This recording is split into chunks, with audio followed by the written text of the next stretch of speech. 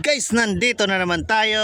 Panibagong araw, panibagong costume na naman ang makikita nyo ngayon guys. Ayan, ito na naman tayo. Ito na naman costume natin. Kung may anak kayong mga Junakis guys, ito costume natin. Naruto costume, ayan.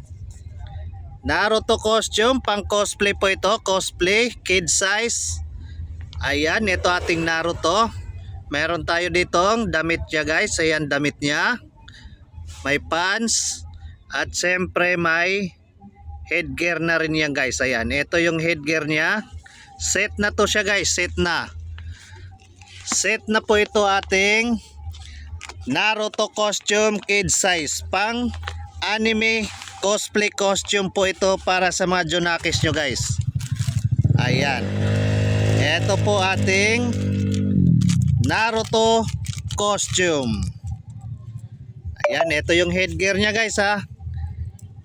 Kabit natin nating headgear ni Naruto. Ayan, sa mga naghahanap po dyan ng pang cosplay para sa Junakis nyo, ito po ating Naruto costume. Ito yung damit niya. Ayan, ayan po yung damit. Long sleeve po to siya guys, long sleeve. Ayan po yung sa long sleeve niya may bilog dyan pati sa kabila.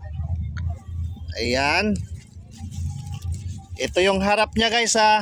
Ito naman po yung likod niya. Ayan. Siyempre ito naman yung pants niya.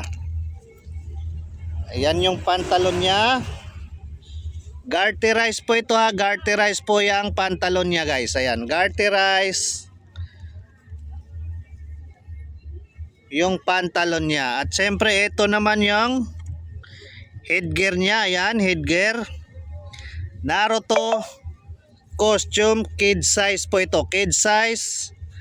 May mga size to guys ha. Ayan, may sizes po itong Naruto natin.